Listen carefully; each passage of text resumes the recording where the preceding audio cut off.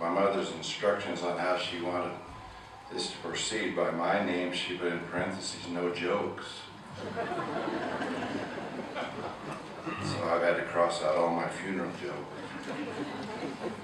Quickly, I'll tell you one special experience I had with my mother. I was 6 or 7 years old, and I was by our back porch with a wagon full of fresh mud that I had mixed with my bare hands and was decorating the back porch with it. And out of the corner of my eye, my mom's bare feet appeared right at the top step. And I could feel her eyes burning down through the back of my head. You know, I could feel that. But at the same time, fresh mud and bare feet. What? Yeah, you know what? You would have done the same thing. I took a big gob of mud and dripped it on her feet. I remember distinctly her stifling a laugh. And then she broke into laughter as she hosed me down with the ice cold water in the backyard. Our mom, Margaret Ann Gwynn, was born in the family home at 251 Park Avenue on the 20th of July, 1932, to Margaret Child Gwynn and Woodruff Gwynn. We had the unique opportunity to see our mother as a child because her father owned an early motion picture camera and loved to point it at his kids. One of their favorite places to visit was Yellowstone Park, which they visited as often as possible. We were watching a video taken from the rear of a car ahead of the family traveling down Sylvan Pass into the park. And we realized that Mom, who must have been about 2 or 3 at the time, was sitting on the headlight of the car behind, held in place by her older brothers. We had talked about donating a copy of the film to the Yellowstone Historical Society, but we were not sure if there was a statute of limitations on safety violations. In these movies, we see a happy child who loved to dance, skip rope, play with the neighbor's cat. In fact, Mom used to claim she was a cat person living with her mother, who was a dog person. Despite losing her father when she was 5 and a beloved brother in World War II, Mom used to talk about her happy childhood. This was one of the legacies that she carried with her when she married Robert Neville Baird on August 11th, 1950 in the Logan, Utah temple. Shortly after their marriage, Dad shipped out for Korea with the National Guard unit. On the week my brother Robert was born, my dad and 60,000 Americans were facing 300,000 Chinese in the Battle of the Soyang River. Family was everything to Mom, and she was thrilled when Dad finally came home safely. The little family lived in Powell for a short time where I was born, before settling down into the house they lived on Carmen Avenue. While Dad worked long hours at the Sage Creek Refining Company, Mom gave birth to Pauline, Marilyn, Eric, and Brian. While riding herd on 6 kids, going 6 different directions, she served in the church in a variety of callings and was a good seamstress and a wonderful cook. She loved music and books and made sure that both filled her home. While she denied it later, she loved the Mamas and the Papas, some of you know who that is, and rocked out to dancing in the street in our living room. If you take a peek into her office, you will see an eclectic mix of music, but with a definite tilt towards the Mormon Tabernacle Choir. Her favorite authors were Agatha Christie and D.E. Stevens, and she was excited when the internet opened up and the opportunity for her to collect all their books. On her shelves, you will find a mix of books on a wide variety of subjects. She loved reading biographies of the presidents of the church.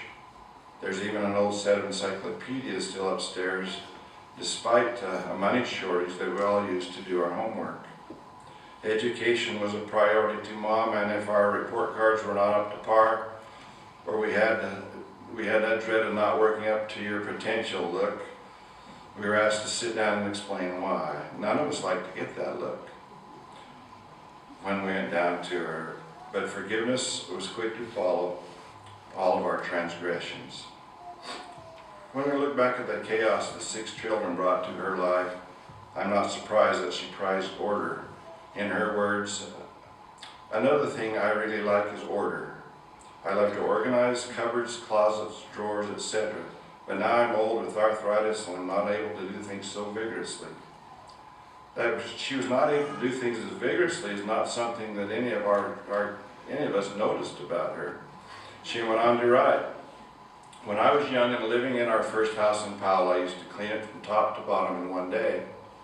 The cleaning included washing the curtains, bedding, windows, cleaning the fridge and the stove, washing, waxing the hardwood floors on my hands and knees. At the end of the day, I would walk through the house and it was so clean, but I was exhausted. Also, I didn't want my two boys or Bob to even walk through the house. I decided I love my family more than a clean house, so I don't do it all at once anymore."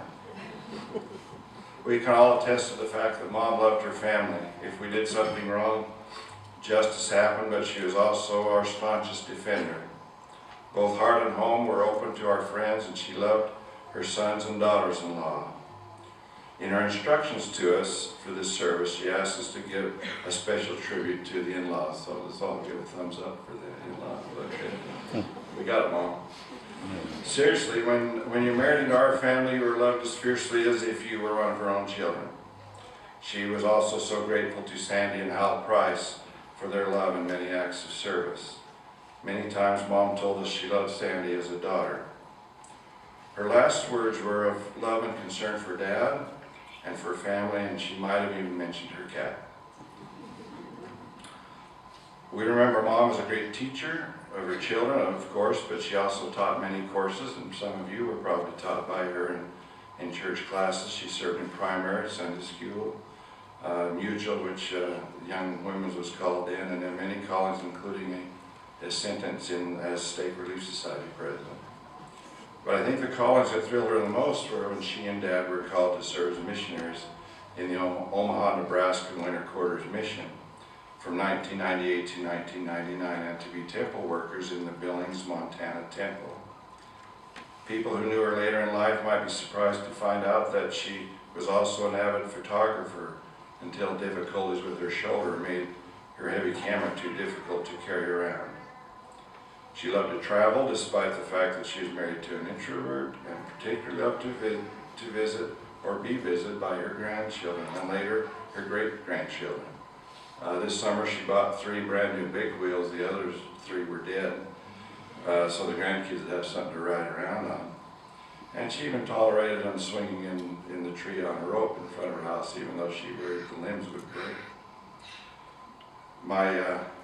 My daughter used to have a t-shirt when she was young that said, "If you lead a good life, say your prayers and go to church. When you die, you'll go to Wyoming." All of her sons served missions. All of her children were married in the temple. All of her grandsons that are eligible to go on missions have served. And that's no small thing. When we were putting together this personal history, we were struck by the quietness of our mother's life, but how her influence reached far past the physical borders, and that life as each of us took that we learned of that life as each of us took what we learned into our lives and shared them with others. She gave birth to 6 children and rejoiced in 18 grandchildren, 24 great-grandchildren. As you noticed with the opening prayer, the 25th is on the way. One of her granddaughters wrote to Mom that she celebrated the birth of each baby like it was the first and only one. Faith and family were everything to her. We weren't just encouraged to serve missions and marry in the temple, it was expected. Her testimony anchored to ours until we were strong enough to sail off on our own. She prayed with us and for us when the storms of life hit. Those of us who are blessed to call her mother and grandmother are grateful to have loved her and have been loved by her from the moment we drew our first breath. As we write the end of her story on this earth, we will feel our personal responsibility to honor her legacy by living lives that we won't have to get that not working up to our potential look when we see her on the other side. While we mourn her loss and will miss her beyond words, we'll rejoice in the life she lived and the reunion she'll be having with her mother and father that she hasn't seen for 80 years, and the others in her family that went home to our Heavenly Father before and who are soon to arrive. We know they are rejoicing in a faithful daughter. all of you are here because she touched your life somewhere. Because you've touched mine. We're grateful to you for coming and celebrating her life here. I would ask, when you think of her life, don't cry because it is over. Smile because it happened.